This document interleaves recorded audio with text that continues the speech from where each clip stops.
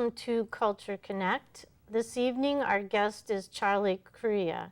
Charlie received the Gordon Thomas Memorial Scholarship for his animation Fude in 2008, as well as the prestigious Princess Grace Honorarium.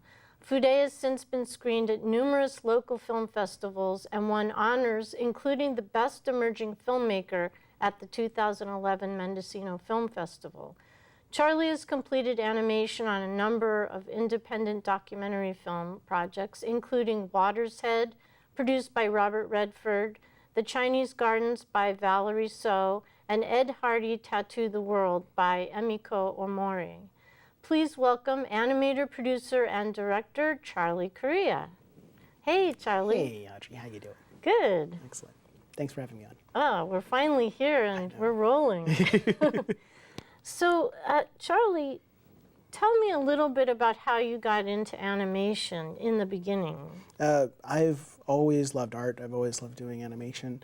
I just knew that I've always wanted to be an artist my entire life. So I really didn't get the opportunity to do animation until I took a summer course at a place called CCAC, and there I found that I really liked drawing one frame at a time, 24 frames a second worth of animation. I just had the mind for it. So I went to San Francisco State, and there I was fortunate enough to have some amazing teachers and amazing, students help me along the way to create, to create the work that I've created so far. And the piece Fude, why don't we look at that piece and then we can talk about it a little bit. So let's see that roll in.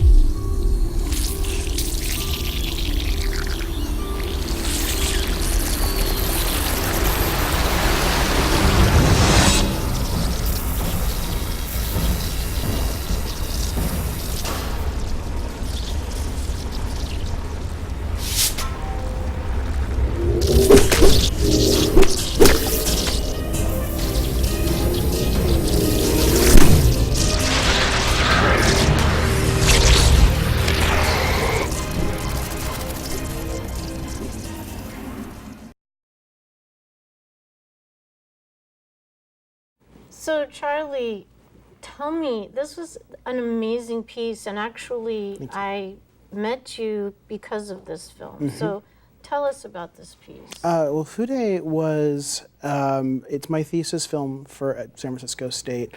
Everyone has to produce a final project, and this film actually ended up taking about 2 years to finally produce, along with all the other classes that I had to do. I decided to just do what I knew, and at the time, really the only stuff I knew was how to be an artist and the creative process. So I decided to explore that with Fude. Fude was also the chance for me to try something new, try to do things that are a little bit more experimental. And I mean, people have done watercolor and sumi painting before, but I wanted to try to do it my own way. So I decided on a few key things, such as I wanted to have this Japanese theme to it. The main character is a Japanese artist. I wanted to have at least half of it be in brush and in sumi painting, and the other half I wanted to just do in pencil. So basically rolling those three little very simple goals together, because this is, it's a student project. You can't do everything that you want to do. I came up with the story and was able to flesh it out through lots of workshopping at school. I mean, the ideas that I've had for it were not, like the original ideas I had coming in were not the ones that I ended up with. It wasn't until I went through a lot of work with my teachers and with the other students that I actually got to what Fude ended up being, which is really just about the creative process. Anybody who's ever, animated or done a painting or screwed up anything in their life can understand what's going on with the frustration of the artist. And I think I felt a lot more frustration at the time when I was making it. So do you think that character might be you? Oh yeah, definitely. I can say that before. Yeah, it's because it's all I really knew how to do. So I'd rather it come from my heart than come from some abstract, vague idea. And the name, what does Fude mean? It's a Japanese word for brush. Oh, brush. Means right. brush. Yeah, it's called Fude the brush. I didn't end up titling it until I was almost done with that film. The reason why I decided to call it the brush is because the thing is that the artist always has the brush inside of him the whole time. That's why it comes out of the back of his head. That little ponytail is just his brush. And so it's in, if you watch the rest of the film, it's basically about coming together with your mistakes, letting your mistakes be what they are, and not trying to make them into something else. It's just sitting with them, letting them be part of your piece. So you finished that film, and then you started getting involved in a bunch of different projects. And the next film that you worked on, or the next animation that you worked on, you just completed recently. Yeah, my next, well, the second animation I've done, which I guess you could say the second short full animation I've done, where I've done all the animation and directed it and did, partially produced it, was actually part of a much larger project. The animation's called Psalm 90, and that one is it's an exploration of a poem that I was handed by Studio Godcast, which is, the Psalms project is actually a project, like I said, it's much bigger than me, that has been the brainchild of Sarah Lefton over at Studio Godcast, and she wanted to do all of the Psalms as animations, but she couldn't do that. So instead, it was just too big of a project. So instead, she decided to, and the producers who contacted me over this said, well, what we want to do is we want to basically take individual interpretations of the Psalms and see how people make it into their own kind of Psalms for their own lives. So let's take a look at this, Sure. and then we can talk more about Psalm 90, it. yeah. Before I lost my hair, before needles and catheters, we walked the dog each morning, our legs stretched towards the breaking sun. New light catching faithful hands, gold wedding rings, future promises. But now you have turned my marrow, this body barely a shelter. The hallways are empty, we feel your subtle darkness. Tell me you watch me as I lie among IV lines and beeping infusion machines. You have given so many gifts, and yet all of this waiting. The next test, another morsel of news. What are you doing, elusive one, while I wait for new cells to grow? I thought I would have more time. So many like to say this too shall pass, but it is this life that passes before us like an afternoon shadow. Thinking of those mornings, the coffee dripping in the pot, my eyes smart. When they open again, my life will be over. How long before I am all dried up? Every day a miracle, every night a question. Will you wake me in the morning? Is this how you teach me to number my days? Knower of secrets, return me to myself. These hands, this ring, they want to honor your name.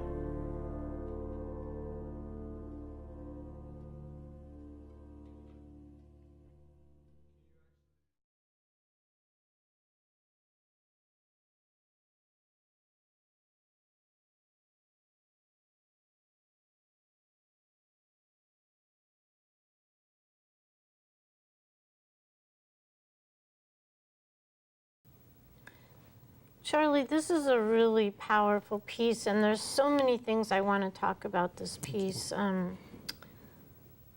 It's a heavy piece, but it's so beautiful, and I don't know how you interpret it. It's just amazing. Could you talk about the process? I mean, is this hand-drawn each? Yeah. The entire thing was done, painted by hand for the most part. There were a few bits and pieces that were digital, but for the most part, it was all hand-drawn. And this actually is the whole film.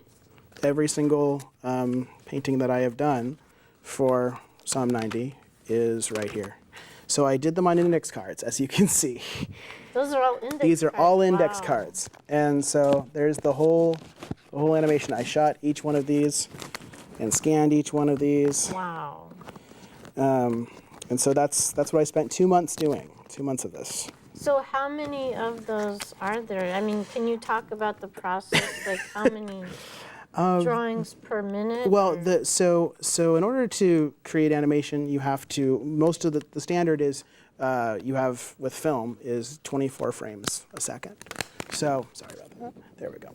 So that means that an animator has to draw, paint, or move something 24 frames a second. So that's what animation is defined as. It's a frame-by-frame process.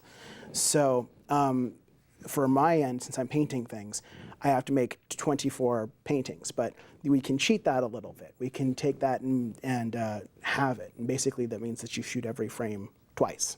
So that brings it down to 12 frames a second, which is a little bit more manageable. If you want very smooth animation, you go the full 24.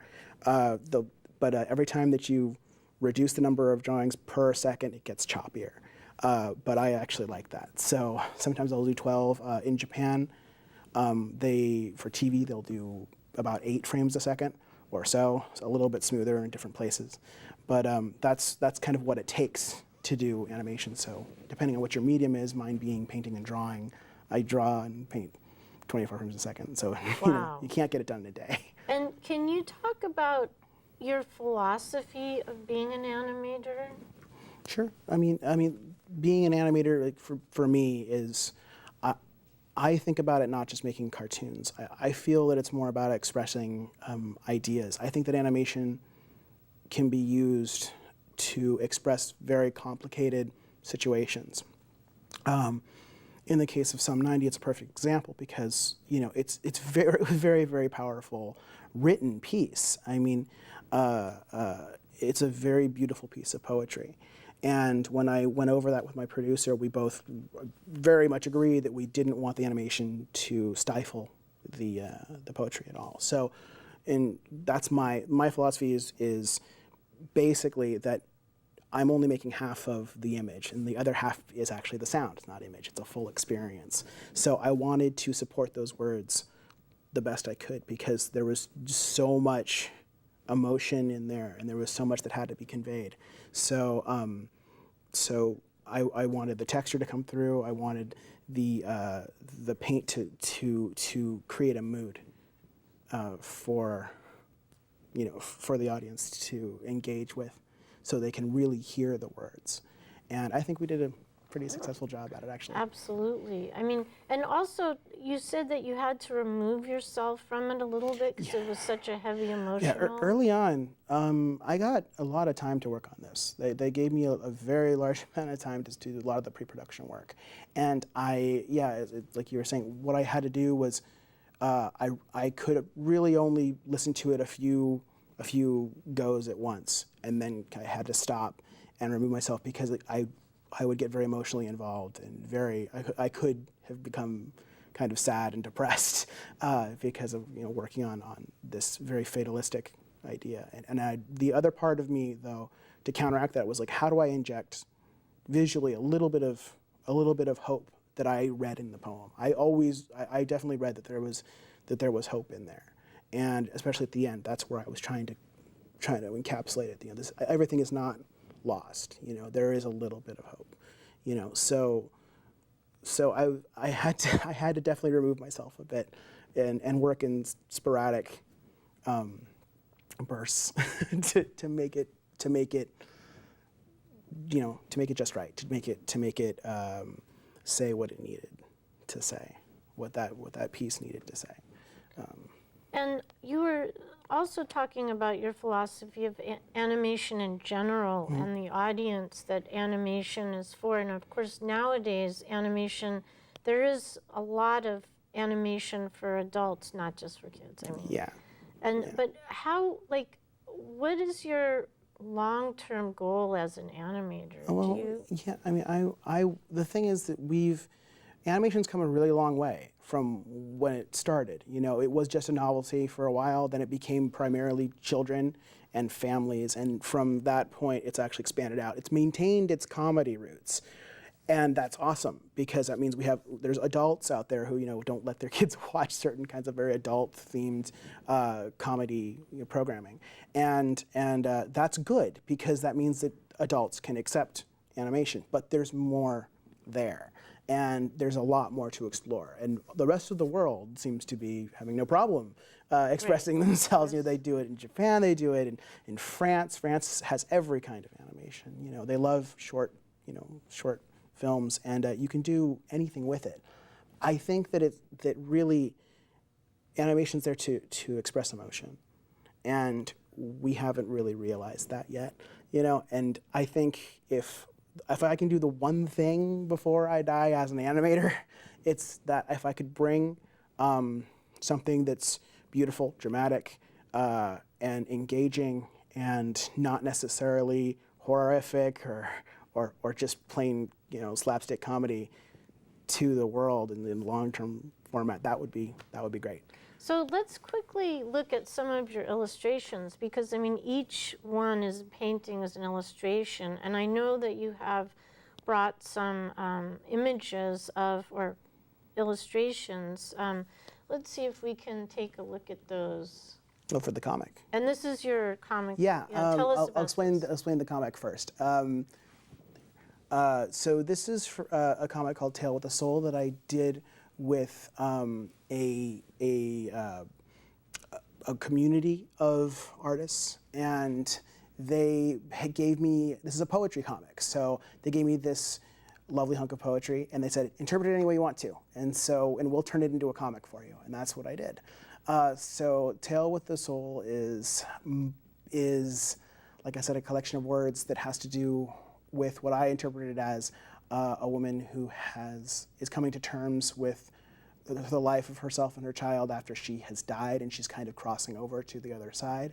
But the words can actually mean anything that you really want them to mean. This is just my interpretation. So she's flying over these cities and dealing with her husband and her daughter, and they're all just implied. None of it's really direct. So that's what I've been trying to. That's what I was trying to interpret on the page. So Tale of Soul is a very, very cool comic. It's actually out now. And where can you get the comic? I know that they have it at Mission Comics in San Francisco. Oh, wow. Mission Comics has it in a couple other places. But you can go to Fourth Way. The name of the studio is Fourth Way Comics, and we can put a link in at the end for Fourth Way, and you can actually find out exactly where it's sold. It's also going to be at a whole bunch of different conventions very soon this year.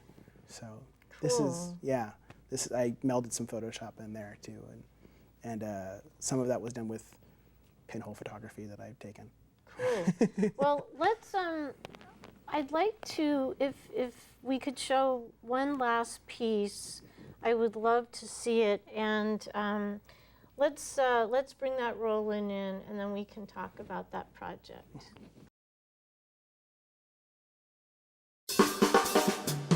Once on a road in a wood, we met a man in a hood.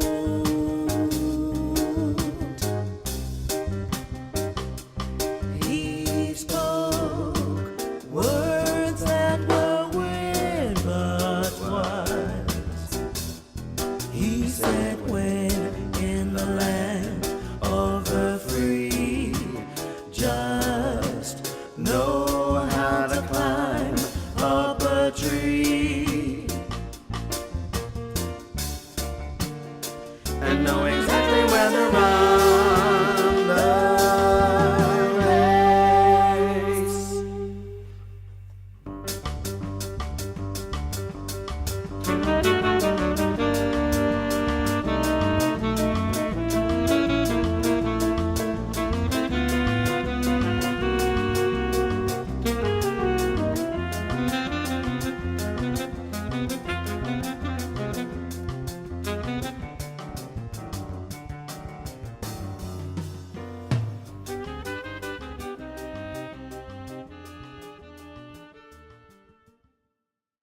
So, Charlie, this piece is from Echoes of the Shtetl, which is a piece that you're collaborating with, and it's actually in kind of pre-production. Right. Yeah. Echoes of the Shtetl is Roland Perrin's project, and he is a jazz musician, and he's currently living in London. And he's telling this. Basically, the animation is going to be revolving around this album that he wants to create, which is a grouping of songs that are all influenced by like Jewish music, like klezmer music, that kind of thing. He's integrating that into his own jazz. And he has a very specific story that he wants to tell. So my job in that is to, so far, and just create these visual images that he gave me some ideas of what he wants, and then he gave me the story, and I had to throw it all together. So right now, as far as I know, he's looking to fund the project, and he's going through a few different channels, as far as I know, but that's pretty much all I know about it. But can you talk about, you were telling me a little bit earlier about why he's doing the project. Yeah, he's got a very interesting story. The story of Echoes of the Shells tells the story of his grandparents coming to America from basically from what was Russia at the time. And when they got over here and they had him, he didn't know he was Jewish. They hid the Jewish family, all of their culture from him, and he was brought up American. He didn't find out that he was Jewish until he was an adult, and the work that he had produced, all of the jazz that he had been producing after a long period of time, ended up sounding what he felt very Jewish. And so he wanted to tell this story because he felt that was just kind of in him the whole time. Like I said, now he's looking for funding for it, and hopefully I'll be doing lots of animation on it. It would be an amazing project to work on. So what did we see? What were we looking at? That was actually an animatic. And what is that? An animatic is an unfinished animation. It's panels from a storyboard, which is just individual panels that show images moving, and they're set to the music or the soundtrack, and they're all filmed in order with a little bit of animation. So the run cycles are in animation, and there's a few other little places where I can do animations, my animated ideas. So it's unfinished at the moment, but. So will it be like a film, a complete film with all these stories? That's what Roland wants. And he might have it as one animator, two animators, or a bunch of different animators for all the different songs. He doesn't really know yet. Right, so it's part of a collaboration, and you're kind of in pre-production and production at the So same sort of, time. yeah, a little bit of each. Yeah, a little bit of pre-production, just the parts that he wants to show right now. So we're And working on it. if people were interested in this project, we have at the end in the credits, we've listed how to contact Roland if you're interested in the project, because I know he's interested in funding that project. Yeah, it's an amazing project. It connects culture with his family, with music, and with animation to do something different, something that, what I was talking about before. So, like I said, that's my dream. And that's what I want to see happen. So, it's funny, these projects keep coming to you, and you're, in a way, it's like they're all part of what you really want to do. Yeah. So you're doing what you want to do. Yeah. Oddly enough, I haven't had to go and work for anybody else just yet that's not doing what I love. Oddly enough, it just ends up working out that way. I consider myself very lucky. And rightfully so. And I thank you so much for sharing all of your work, and I can't wait to see the final of that when it gets fully produced. And Me too. hopefully we can have you then back on so we can take a look at that. That would be great. It would be in a theater or something. It would be wonderful. Yeah. Thank you so much for coming, Thank you, and thank you for watching Culture Connect.